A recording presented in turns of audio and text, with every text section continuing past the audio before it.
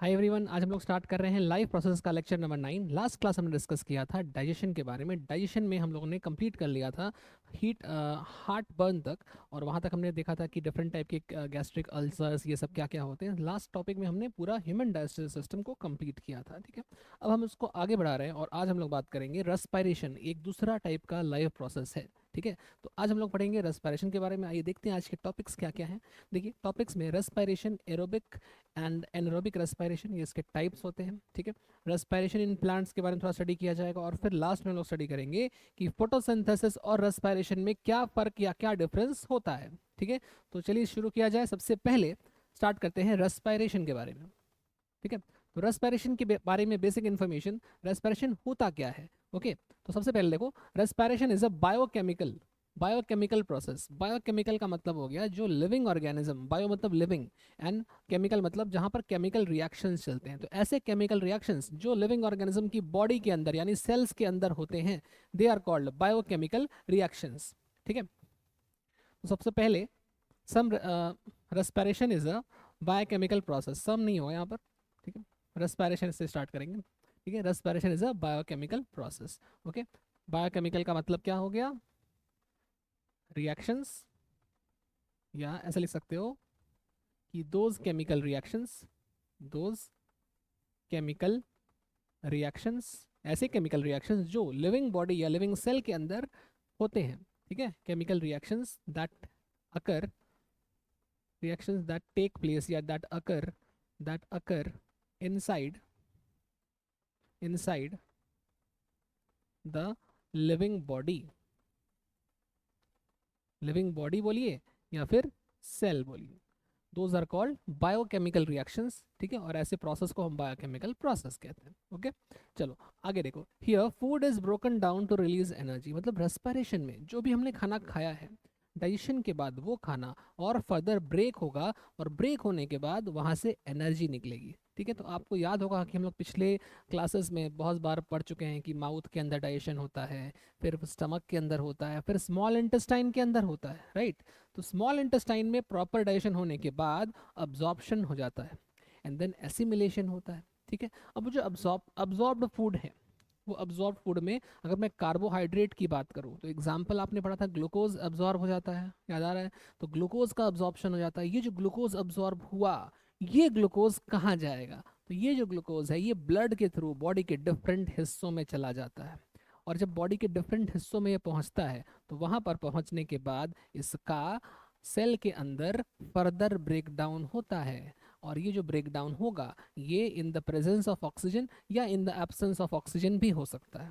तो जनरली जब हम लोग अपनी बॉडी के हिसाब से पढ़ें तो हमारी बॉडी में जनरली मोस्टली क्या होता है, ऑक्सीजन की प्रेजेंस में इस ग्लूकोज का ब्रेक डाउन हो जाता है, और जब ये ग्लूकोज टूटता है ना तो वहाँ से एनर्जी निकलती है, ठीक है। वो कैसे होता है वो अभी हम लोग नेक्स्ट स्लाइड में देखेंगे, ठीक है। बट एट द मोमेंट अभी के लिए आप ये ध्यान रखो कि फूड का ब्रेक डाउन होता है, जो एब्जॉर्ब फूड है उसका ब्रेक डाउन होता है और उससे एनर्जी निकलती है। तो यहाँ पे मैं लिखूंगा कि here absorbed food, absorb food is broken down to release energy, ठीक है। और ये कहाँ पे होता है? Inside a cell. बॉडी के पास बहुत सारे सेल्स हैं हमारे बॉडी में, तो हर सेल के अंदर ये प्रोसेस हो रहा है, और वहाँ सेल के अंदर ये फूड ब्रेक होकर के एनर्जी निकलवा रहा है, ठीक है।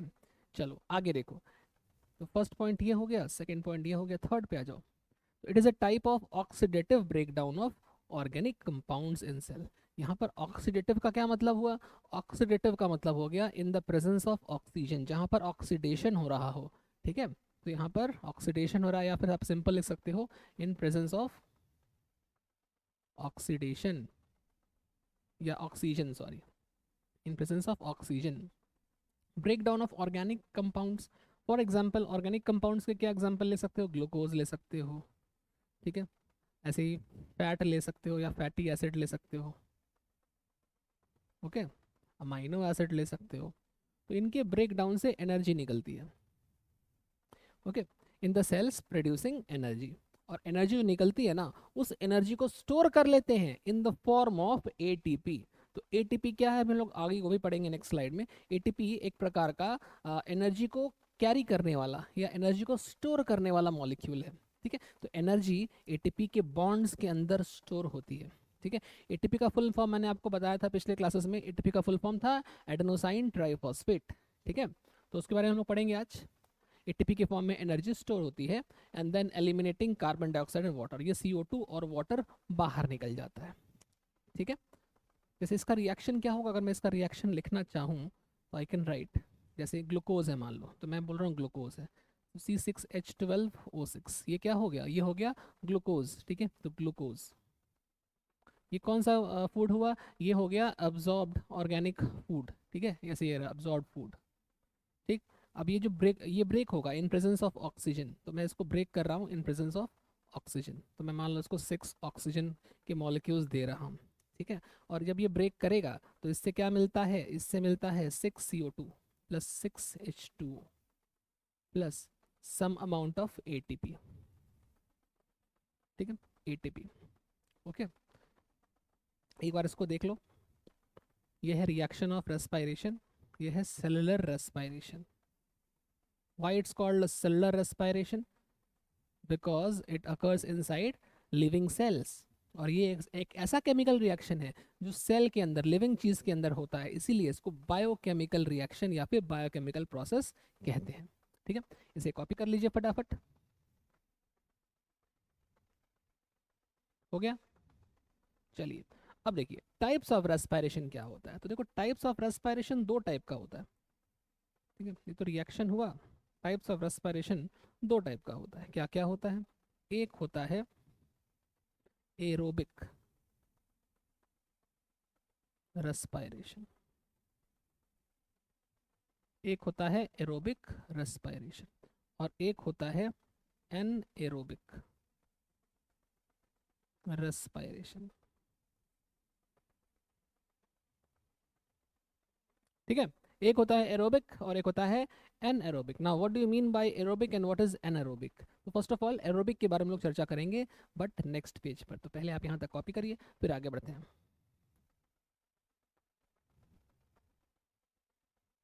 चलिए हो गया होगा, आइए बात करते हैं एरोबिक रेस्पिरेशन की। ओके यहाँ पर एरोबिक नहीं लिखा होगा, एनीवेज चलो मैं इसी में लिखता हूँ। यहाँ पे कुछ रिएक्शंस है, उसके पहले आप थोड़ा समझ लो एरोबिक क्या होता है, मैं यहीं पर लिखता हूँ। मुझे थोड़ा सा स्पेस चाहिए, वेट। तो आप यहाँ हेडिंग डालोगे, नेक्स्ट हेडिंग एरोबिक रेस्पायरेशन। देखो एरोबिक रेस्पायरेशन के बारे में आप अभी सिंपल इतना ही याद रखें कि ऐसा respiration that takes place in the presence of oxygen is called aerobic respiration। ऐसा रेस्पायरेशन जहाँ पर फूड का ब्रेकडाउन ऑक्सीजन की प्रेजेंस में होता हो उसे आप कहोगे एरोबिक रेस्पायरेशन। बट अगर मान लीजिए कि फूड का ब्रेकडाउन हो रहा है बट वो ऑक्सीजन के एब्सेंस में हो रहा है, देन मैं उसे एरोबिक नहीं बल्कि एनएरोबिक कहूँगा, ठीक है। तो व्हाट इज एरोबिक रेस्पायरेशन, तो इसके बारे में दो शब्द लिखा जाए, आइए। तो एरोबिक रेस्पिरेशन के बारे में लिखेंगे the breakdown of food, breakdown of food, जैसे ग्लूकोज, अमाइनो एसिड या फैटी एसिड, ये सब कुछ क्या है, फूड है, ठीक है। Takes place in the in the takes place in the presence in the presence of in the presence of oxygen. तो ऐसे ब्रेकडाउन ऑफ फूड को या ऐसे रेस्पायरेशन को आप नाम दोगे एरोबिक रेस्पायरेशन, ठीक है। अच्छा दूसरी बात, एन एरोबिक इसकी ठीक अपोजिट हो जाएगा, है ना, इसका अपोजिट कर लो एन एरोबिक।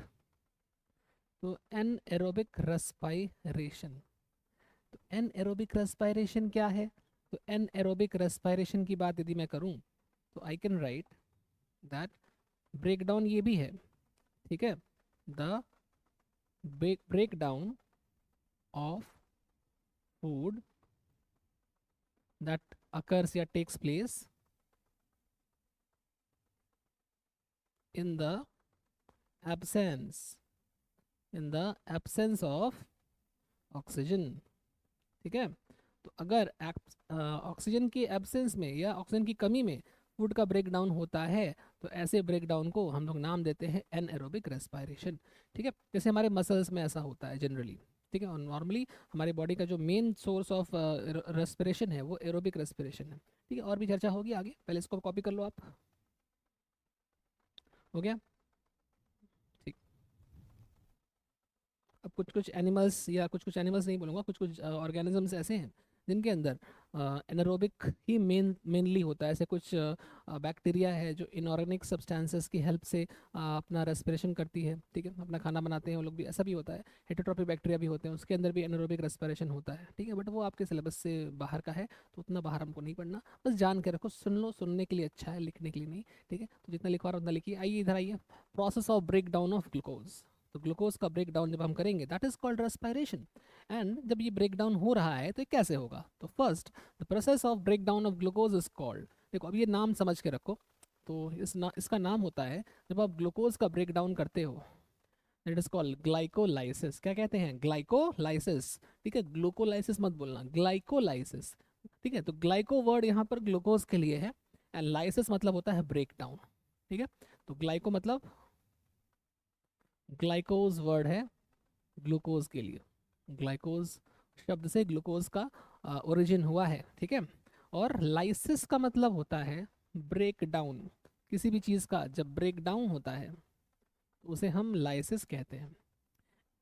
तो जब ग्लूकोज का ब्रेक डाउन होगा एंड उस ब्रेक डाउन को हम लोग नाम देंगे ग्लाइकोलाइसिस।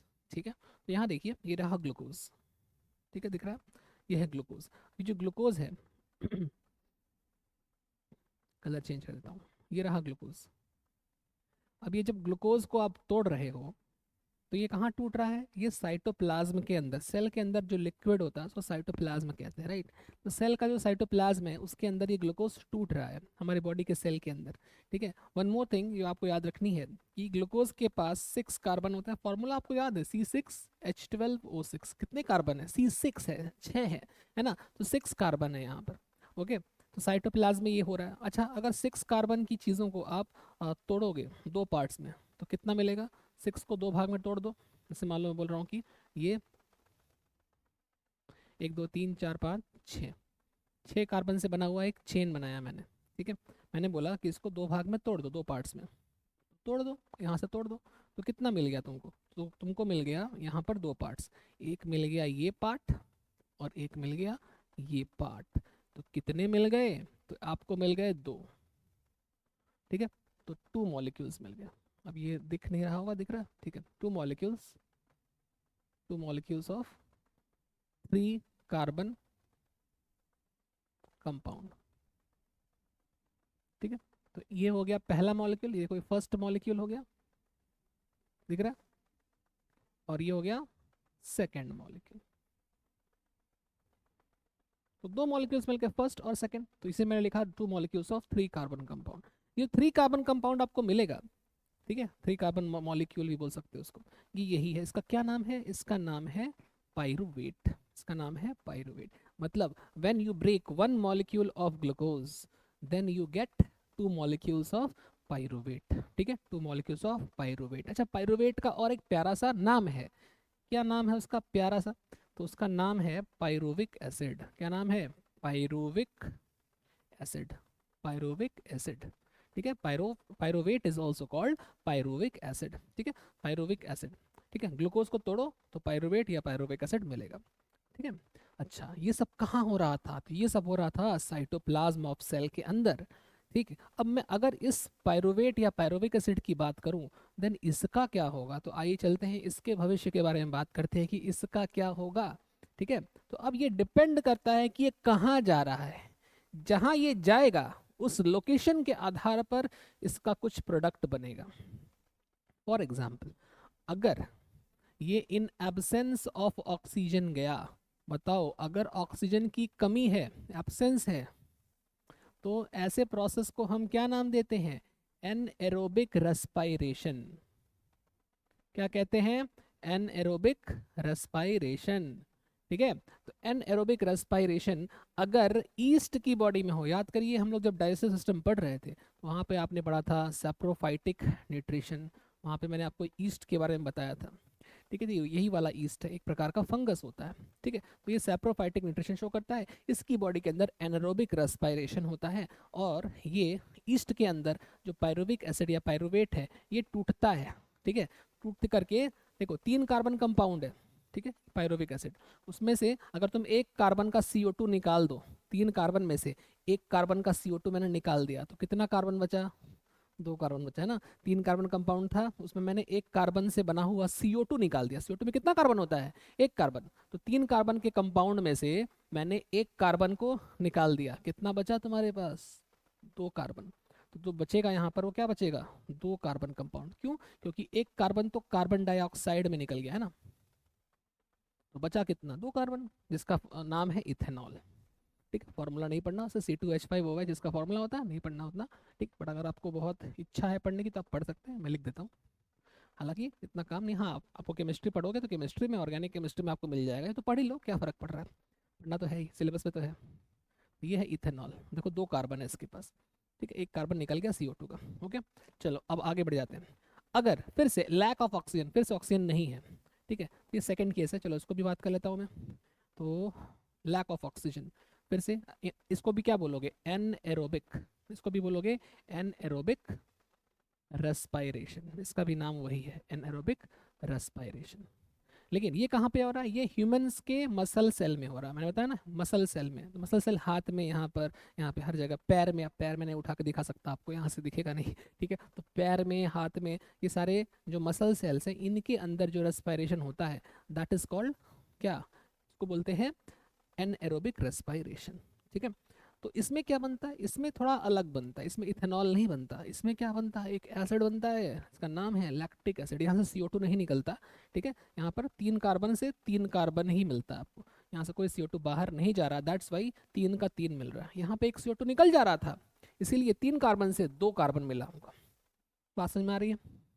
ठीक है, एक और प्रोसेस है, उसकी बात भी कर लेते हैं, आइए। एक और प्रोसेस है जिसका मतलब है, जो ऑक्सीजन के प्रेजेंस में होता है, इसका मतलब है ये एरोबिक रेस्पिरेशन है। ठीक है, तो ये है एरोबिक रेस्पिरेशन। ठीक है, तो एरोबिक रेस्पिरेशन में क्या क्या निकलेगा? देखो CO2 निकलेगा, वाटर निकलेगा, एनर्जी निकलेगी। CO2 निकलेगा, वाटर निकलेगा, और एनर्जी निकलेगी इससे। ठीक है, बैलेंस नहीं करना है, इतना काफ़ी है। तो इस तरह से ये डिफरेंट टाइप्स के रेस्पिरेटरी प्रोडक्ट्स हो गए आपके सामने। अब आप बोलोगे कि हाँ CO2 तो एक ही कार्बन का है, तो उससे बहुत सारा CO2 निकलेगा, 3 3 CO2 निकल जाएगा, 3 कार्बन से 3 CO2 निकल जाएगा ऐसे।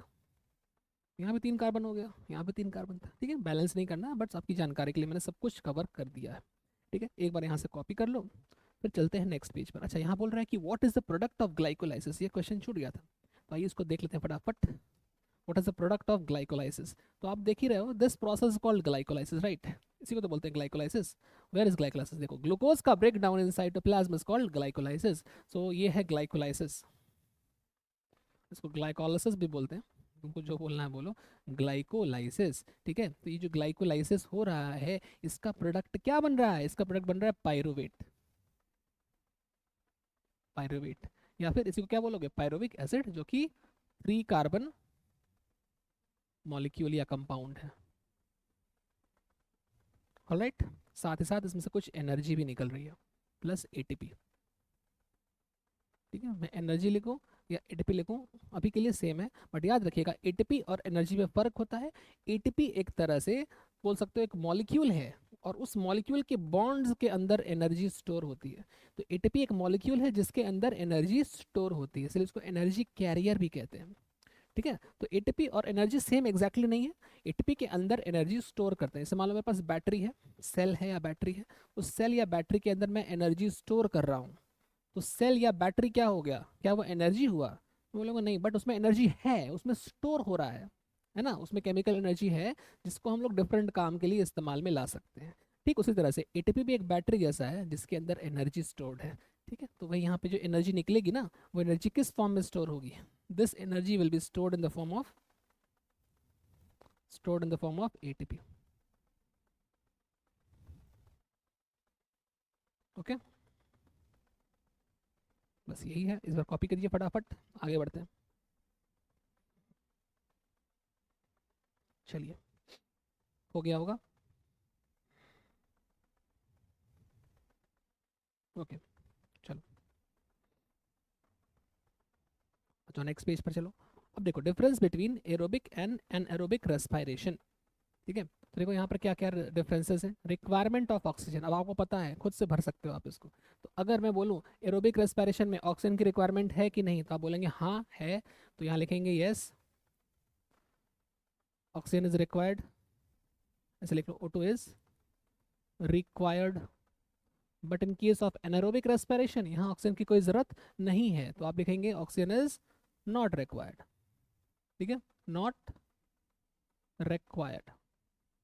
ठीक है, अच्छा उसके बाद सेकंड देखो साइट क्या है, तो एरोबिक का साइट क्या है। तो एरोबिक का जो साइट है, मतलब कहाँ होता है एरोबिक, तो अभी आपने देखा कि एनारोबिक जो होता है वो साइटोप्लाज्म में होता है। एनारोबिक जो होता है वो साइटोप्लाज्म में होता है, याद रख लो। ठीक है, और एरोबिक जो होता है वो साइटोप्लाज्म प्लस माइटोकॉन्ड्रिया दोनों में होता है, याद कर लो। ठीक है, साइटोप्लाज्म प्लस माइटोकॉन्ड्रिया दोनों में होता है एनारोबिक। ओके, इसी तरह से इसी तरह से break down of glucose, aerobic में जो ब्रेक डाउन होगा ग्लूकोज का वो पूरा कंप्लीट हो जाएगा, 100%, जितना ग्लूकोज सब पूरा का पूरा टूट जाएगा। मतलब एक ग्लूकोज मॉलिक्यूल 100% टूट सकता है। ठीक है, लेकिन एनारोबिक में वो ग्लूकोज मॉलिक्यूल पूरी तरह से नहीं टूटता, कुछ कुछ रह जाता है। ठीक है, जैसे पीछे आपने देखा था ना कि ग्लूकोज, जब हम लोग ऑक्सीजन वाली बात कर रहे थे, जैसे याद करिए, ये देखिए, इधर देखिए, तो यहाँ देखो जब एरोबिक की बात कर रहे हैं तो यहाँ पर मुझे पूरा कार्बन डाइऑक्साइड मिल रहा है, 3 कार्बन कंपाउंड था, 3 कार्बन से 3 कार्बन का 3 CO2 निकल रहा था। लेकिन इसमें 3 कार्बन कंपाउंड से एक मिल रहा था 2 कार्बन का इथेनॉल, और इसमें मिल रहा था 3 कार्बन का लैक्टिक एसिड। ये पूरी तरह से CO2 नहीं बना पा रहा था, इसमें पूरी तरह से CO2 बन चुका है। कंप्लीट ब्रेक डाउन हो रहा है किसमें, इन एरोबिक रेस्पिरेशन। ठीक है, तो वही चीज़ है, यहाँ लिखेंगे हम लोग, आइए लिखते हैं, इसमें लिखेंगे complete break down of glucose.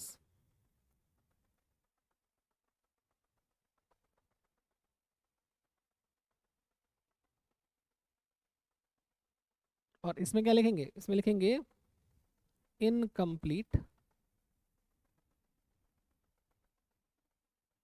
Break down of glucose.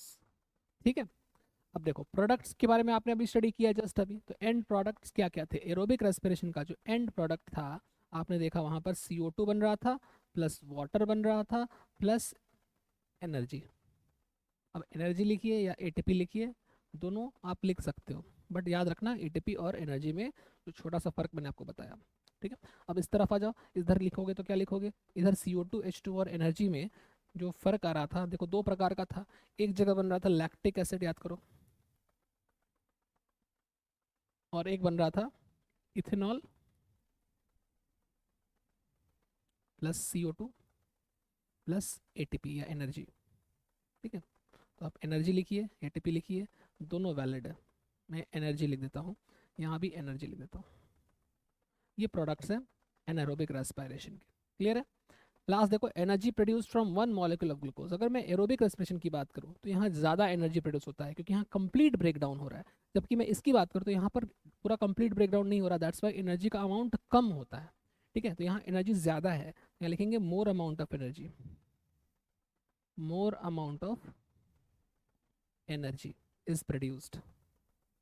ठीक है, जैसे कि लगभग 36 और कहीं कहीं 38 ATP। अब ये जब आप आगे पढ़ोगे तो वहाँ पे शटल सिस्टम कुछ होता है, अभी आपको नहीं पढ़ना है, बस सुन लो। शटल सिस्टम की वजह से 36 38 ATP का कुछ फर्क होता है। ठीक है, अदरवाइज अभी उतना काम नहीं है। और यहाँ लिख लो लेस अमाउंट ऑफ एनर्जी,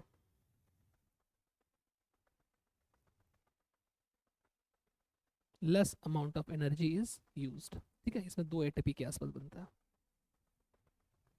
ठीक है, नंबर ऑफ ATP आपको याद नहीं रखना है, चाहे तो आप याद कर सकते हैं, अदरवाइज स्किप कर सकते हैं। बस याद रखो इसमें मोर, इसमें लेस। ठीक है, तो यहाँ तक आप कॉपी करिए, फिर आगे बढ़ते हैं।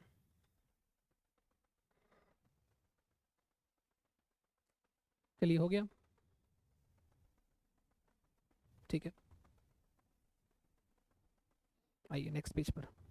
अब देखो ATP, एक येलो बॉक्स NCERT में बना, मैं उसको भी कवर कर रहा हूँ। तो येलो बॉक्स में आप देखोगे कि ATP के बारे में कुछ लिखा हुआ है। ठीक है, तो आओ पढ़ते हैं ATP के बारे में NCERT क्या कहती है। देखो देखो ATP is the energy currency of for most of the cellular process, मतलब जितने भी एनर्जी कैरियर या एनर्जी करेंसी बोलो, क्योंकि एनर्जी जो है वो इस एटीपी के अंदर स्टोर हो रही है, दैट्स वाई इसको एनर्जी कैरियर या एनर्जी करेंसी का नाम दिया गया है। ठीक है, अच्छा, the energy release during the process of respiration is used to make an ATP molecule from ADP and inorganic phosphate। कह रहा है कि जो एनर्जी सेलुलर रेस्पिरेशन से निकलती है उस एनर्जी का इस्तेमाल करके हम लोग एडीपी और पी को जोड़ते हैं। अब ये एडीपी क्या है? देखो एडीपी का फुल फॉर्म होता है, लिख देता हूँ, वैसे तो आपको ज़्यादा डिटेल्स नहीं पढ़ना, बट हाँ फुल फॉर्म याद कर लो, मैं ज़्यादा बाहर नहीं जाऊँगा, जितना काम है उतना ही बता रहा हूँ। एडेनोसिन या एडेनोसाइन डाइफॉस्फेट। देखो डाई का मतलब होता है दो, डाई मतलब मरना नहीं होता, डाई मतलब यहाँ पर दो है। ठीक है, तो di, di means two, di. Phosphate मतलब फॉस्फेट का बॉन्ड, फॉस्फोरस के बॉन्ड्स को फॉस्फेट बॉन्ड्स कहते हैं, राइट। फॉस्फोरस और ऑक्सीजन के बॉन्ड्स को फॉस्फेट बॉन्ड बोलते हैं। तो यहाँ पर डाई फॉस्फेट है, फॉस्फोरस यहाँ पर दो बॉन्ड्स बना रहा है। ठीक है, अच्छा, मतलब दो फॉस्फेट ग्रुप्स ऐसे ही बोल सकते हो आप। फॉस्फेट समझते हो, PO4 3-, इसको क्या बोलते हैं? इसको बोलते हैं फॉस्फेट। अभी सब ऑर्गेनिक केमिस्ट्री में पढ़ाया जाता है। ठीक है, फॉस्फेट ग्रुप है ये। ठीक, तो अगर ऐसा दो फॉस्फेट ग्रुप रह जाएगा और उसके बीच बॉन्ड बन जाएगा, that is called phosphate bonds. फिलहाल अभी के लिए फॉस्फेट बॉन्ड्स। ठीक है, कितने फॉस्फेट बॉन्ड्स हैं? दो फॉस्फेट बॉन्ड्स हैं। ठीक है, और एडेनोसाइन क्या होता है? तो एडेनोसाइन में क्या होता है? दो चीज़ें होती हैं, मैं ये भी लिख देता हूँ। एडेनोसाइन का मतलब होता है, एडेनाइन एक नाइट्रोजनस बेस है। एडेनाइन क्या है? नाइट्रोजनस, नाइट्रोजन कंटेनिंग बेस, इसमें नाइट्रोजन पाया जाता है। ठीक है, नाइट्रोजन कंटेनिंग बेस प्लस जब इसमें राइबोज या राइबोज शुगर या पेंटोज शुगर ऐड हो जाता है, राइबोज शुगर। राइबोज शुगर क्या है? Ribose sugar is a type of pentose sugar. Pentose sugar किसको बोलते हैं? जिसमें 5 कार्बन हो, 5 कार्बन का शुगर, उसको बोलते हैं पेंटोज शुगर। तो जब ये दोनों जुड़ता है, एडेनिन नाइट्रोजनस बेस और राइबोज शुगर जुड़ते हैं, तो इनसे क्या बनता है? एडेनोसाइन। ये एडेनोसाइन के साथ दो फॉस्फेट ग्रुप जोड़ दोगे तो क्या बन जाएगा? Adenosine diphosphate. अब अगर मैं 3 फॉस्फेट ग्रुप जोड़ दूं, 3 फॉस्फेट ग्रुप जोड़ूंगा तो क्या नाम पड़ेगा बताओ? 3 फॉस्फेट ग्रुप जोड़ दूंगा तो मैं इसका नाम रखूंगा एडेनोसिन ट्राइफॉस्फेट। क्या नाम रखेंगे? एडेनोसाइन, एडेनोसाइन, बाकी सब सेम रहेगा, बस दो के बदले 3 फॉस्फेट ग्रुप आ गया। समझ गए? Adenosine triphosphate. अब अगर इन तीनों को जोड़ दिया जाए तो ये कुछ ऐसा दिखता है। मैं बोल रहा हूँ, मान लो ये ए है, ठीक है, ये एडेनोसाइन है। अब इस एडेनोसाइन के साथ अगर हम 3 फॉस्फेट ग्रुप जोड़ रहे हैं, 1 2, अभी 2 ही जोड़ते हैं, बताओ इसका क्या नाम पड़ेगा? Adenosine diphosphate. अब इसमें तुम एक फॉस्फेट और जोड़ दो तो ये क्या बन जाएगा? तो ये कुछ ऐसा बन जाएगा ना, ए, एक फॉस्फेट, 2 फॉस्फेट, 3 फॉस्फेट। इसका क्या नाम पड़ गया? ATP। इसी का क्या नाम पड़ गया? ATP। This is ATP। And what is this? This is ADP। तो ADP प्लस फॉस्फेट, इसको और इसको जोड़िए तो यू विल गेट ATP। वही यहाँ पर लिखा है, ADP प्लस फॉस्फेट। ठीक है, तो इनको जोड़ रहे हो तो एनर्जी लगानी पड़ेगी। ठीक है, एनर्जी यहाँ पर स्टोर हो जाएगी बॉन्ड बनाने के लिए। ठीक है, और ADP और PI जुड़ जाएंगे तो इसको आप बोलोगे ATP। बात क्लियर है? ठीक है, यही था। अब देखो कितनी एनर्जी लगानी पड़ती है। पी के बारे में यहाँ लिखा है कि पी मतलब फॉस्फेट है, ये तो आप पढ़ लिए। अब कितनी एनर्जी लगानी पड़ती है, आइए ध्यान से देखते हैं। देखो एंडोथर्मिक प्रोसेस है। What is endothermic process? मतलब जिसमें आप एनर्जी लगा रहे हो। देखो एनर्जी लगा रहे हो, ठीक है, एनर्जी इज अब्जॉर्ब्ड।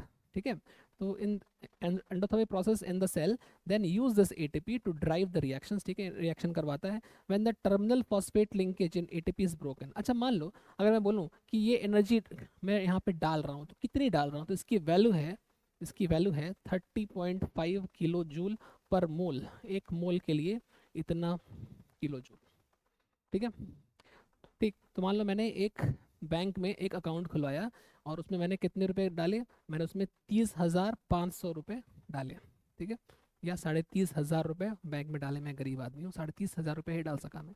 ठीक है, 30,500 रुपये मैंने बैंक में जमा किया। ठीक है, अब जब जमा किया तो अब मैं चाहता हूँ कुछ दिन बाद मुझे, क्योंकि मैं गरीब हूँ तो फिर मुझे पैसे की ज़रूरत पड़ गई, तो मुझे वो जो अकाउंट में पैसे जमा थे मुझे निकालने पड़े। तो मैंने कितना जमा किया था? 30,500। मैं निकालूंगा कितना? क्या मैं 30 लाख निकाल लूंगा? नहीं ना, जितना जमा किया वही ना निकाल सकते हैं यार। तो 30,500 रुपये मैंने जमा किए थे, तो मैंने पूरा का पूरा फुल अमाउंट जो जमा किया था वो एज इट इज़ निकाल लिया, 30,500 रुपये। तो आप मेरी बात समझे क्या बोल रहा हूँ मैं? अगर आप इस और इसको जोड़ना चाहते हैं तो कितनी एनर्जी लगानी पड़ रही है? 30,500, ठीक, 30.5 किलो जूल मान लो ऐसा, ठीक है। 30.5 किलो जूल पर मोल एनर्जी आप लगाकर इन दोनों को जोड़ रहे हो। अब अगर मैं बोलूँ कि अगर जोड़ने के बाद मैं दोबारा इसको तोड़ना चाहता हूँ तो कितना एनर्जी निकलेगा? जितना आपने डाला था वही निकलेगा, ठीक है। तो कितना डाला था इसमें? 30.5 किलो जूल डाला था, अगर उसको बॉन्ड को तोड़ोगे तो उतना ही निकलेगा। बात समझ में आ गया? वही लिखा है यहाँ पर। तो जब इसको तोड़ते हैं एटीपी को तो इतना एनर्जी निकलता है, और इस एनर्जी को यूज़ करके हमारी बॉडी डिफरेंट फंक्शंस करती है, ठीक है। वही सब लिखा है। ऐसे ही बैटरी भी काम करती है, इसके बारे में बात कर रहा है कि बैटरी भी ऐसे ही काम करती है बॉडी के डिफरेंट फंक्शंस के लिए, और उससे हम लोग डिफरेंट टाइप की एनर्जी बना सकते हैं। Mechanical energy, light energy, electrical energy battery से बनता है ना। सिमिलरली एटीपी का भी इस्तेमाल बैटरी की तरह कर सकते हैं, और सेल ऐसा ही करता है। एटीपी को यूज़ करके सेल्स क्या करता है? डिफरेंट टाइप का काम करता है, जैसे कॉन्ट्रैक्शन ऑफ मसल्स, जैसे प्रोटीन सिंथेसिस, ठीक है, प्रोटीन को बनाता है। Conduction of nerve impulse, impulse मतलब सिग्नल, ठीक है, नर्व सिग्नल ट्रांसफर करता है, और अदर एक्टिविटी दुनिया भर के जितना भी काम करते हैं हम लोग सब एटीपी की मदद से करते हैं। बात समझ में आ गई? तो इसको एक बार कॉपी कर लीजिए जो भी कुछ इन्फॉर्मेशन यहाँ लिखा था, ठीक है। चलो चलते हैं नेक्स्ट पेज पर। अब देखो रेस्पिरेशन इन प्लांट्स की बात करते हैं, बड़ा सिंपल सिंपल है। इसमें क्या है देखो फटाफट देखते हैं 2-2 मिनट में।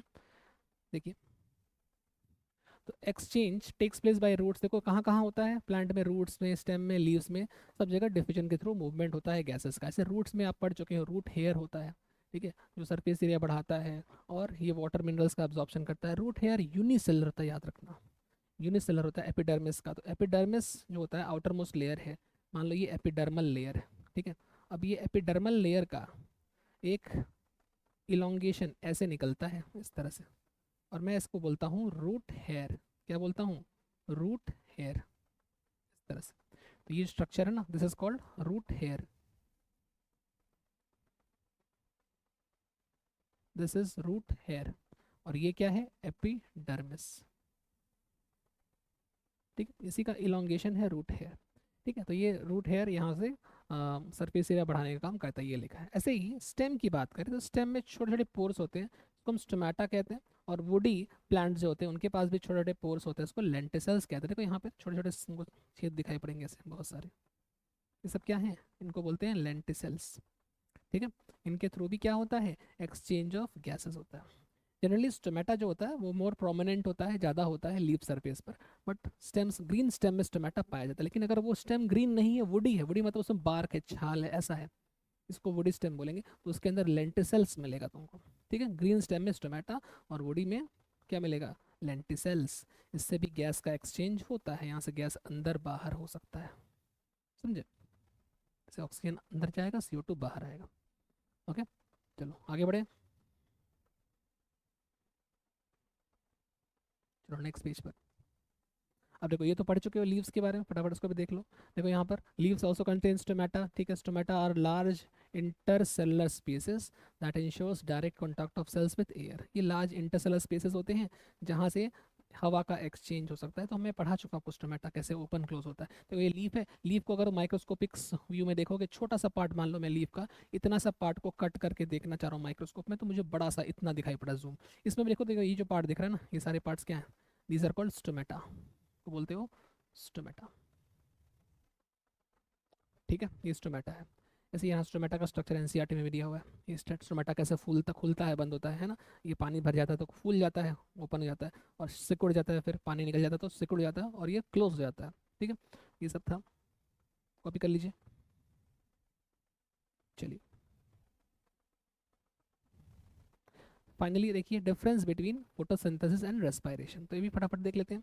देखो अगर हम बात करें फोटोसिंथेसिस की, तो वहाँ पे तो कुछ प्रोडक्ट बन रहा था, क्या बन रहा था? ग्लूकोज बन रहा था बाय यूजिंग सोलर एनर्जी। जबकि रेस्पिरेशन में ये क्या हो रहा है? जो तुमने शुगर बनाया है उसको ब्रेक करना है और एनर्जी निकालनी है, तो releases energy by breaking sugar, ठीक है। अच्छा, इसमें क्या है, देखो फोटोसिंथेसिस में ऑक्सीजन निकल रहा था, इसमें यूज हो रहा है ऑक्सीजन, ठीक है, उल्टा है ना। इसमें देखो ये एनाबॉलिक प्रोसेस पढ़ाया था। एनाबॉलिक मतलब जब कुछ बनाते हैं तो एनाबॉलिक बोलते हैं, जब तोड़ते हैं तो क्या बोलते हैं, कैटाबॉलिक। यहाँ ब्रेक डाउन होता है। अच्छा, ये लाइट के प्रेजेंस में होता है, ठीक है, जैसे प्लांट्स में होता है, जबकि ये लाइट का प्रेजेंस और एब्सेंस से फर्क नहीं पड़ता, ये दिन रात हर समय होता रहता है, ठीक है, बोथ प्लांट्स एंड एनिमल में भी होता है। तो ये था फोटोसिंथेसिस और रेस्पिरेशन के डिफरेंसेस, ठीक है, यहाँ तक ठीक। चलिए कॉपी करिए।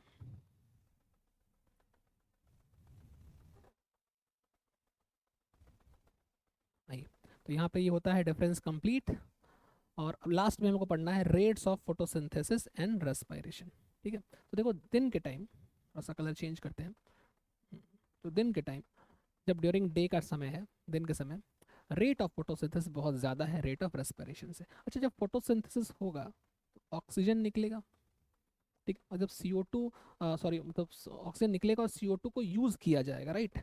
तो फोटोसिंथेसिस से आप याद रखेंगे कि जब भी फोटोसिंथेसिस हो रहा है तो ऑक्सीजन को बाहर निकाल रहा है और CO2 को यूज़ कर रहा है, राइट। तो यहाँ पे ऑक्सीजन ज़्यादा निकल रहा है। अच्छा, रेस्पिरेशन में क्या निकलता है, रेस्पिरेशन के टाइम हम ऑक्सीजन लेते हैं और CO2 छोड़ते हैं। तो प्लांट भी यही काम करते हैं, ऑक्सीजन लेते हैं और CO2 छोड़ते हैं, ठीक है। तो क्या ज़्यादा निकल रहा है यहाँ पर, देखो रेट ऑफ फोटोसिंथेसिस ज़्यादा है, इसका मतलब ये है कि यहाँ पर ऑक्सीजन ज़्यादा निकल रहा है, ठीक है, और CO2 भी निकल रहा है बट कम निकल रहा है, मतलब oxygen evolve is greater than CO2 evolve.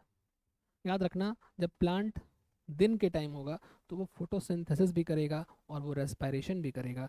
जब वो फोटोसिंथेसिस करेगा तो वो ऑक्सीजन को निकाल रहा है, ठीक, और जब रेस्पिरेशन करेगा तो दिन में ही प्लांट ऑक्सीजन को ले भी रहा है, CO2 को निकाल रहा है ना। तो प्लांट दोनों काम कर रहा है, ऑक्सीजन भी निकाल रहा है, CO2 भी निकाल रहा है, ठीक है। लेकिन ज़्यादा क्या कर रहा है दिन के टाइम, फोटोसिंथेसिस ज़्यादा कर रहा है, मतलब ऑक्सीजन ज़्यादा निकाल रहा है, ठीक, CO2 कम निकाल रहा है। लेकिन जब डिम लाइट की बात होती है, डिम लाइट मतलब मॉर्निंग के टाइम, अर्ली मॉर्निंग या इवनिंग, जब सांझ हो जाती है, ठीक है, सांझ मतलब शाम हो जाती है, ठीक है। तो संध्या काल में और सुबह प्रातः काल में क्या होता है, रेट ऑफ फोटोसिंथेसिस और रेट ऑफ रेस्पिरेशन बराबर होता है। मतलब जो ऑक्सीजन इवॉल्व होता है वो लगभग CO2 के इवॉल्व एवोल्यूशन के बराबर, दोनों का मतलब बराबर होता है लगभग, ठीक है। इसी तरह से जो तीसरा केस बनता है ये नाइट का बनता है। अब नाइट नाइट के टाइम तो सोलर एनर्जी है ही नहीं, मतलब उस वक्त फोटोसिंथेसिस बिल्कुल नहीं होगा, है ना। तो फोटोसिंथेसिस एब्सेंट है यहाँ पर, ये ज़ीरो है। तो सिर्फ और सिर्फ क्या हो रहा है, CO2 ज़्यादा निकल रहा है, ठीक है। तो यहाँ पर CO2 O2 से ज़्यादा है, ठीक है, सिंपल बात है। इसलिए रात के टाइम पेड़ के नीचे नहीं सोना चाहिए, क्योंकि उस वक्त प्लांट ऑक्सीजन नहीं निकाल रहा रात के टाइम, तो वो CO2 ही निकाल रहा है। और CO2 भारी होने की वजह से आसपास जमा हो जाता है इंसान के आसपास, और CO2 की अधिकता के कारण इंसान सोए सोए ही मर सकता है, ठीक है। हालांकि उतना आपको नहीं पढ़ना भी है, सब बस इतना ध्यान रखिए, केस 1 2 3, ठीक है। कॉपी कर लीजिए फटाफट, हो गया। चलिए, तो यहाँ पे होता है आपका आज का क्लास समाप्त, ठीक है। तो मिलते हैं नेक्स्ट क्लास, रेस्पिरेशन को ही और आगे बढ़ाएंगे। Thank you very much, bye bye.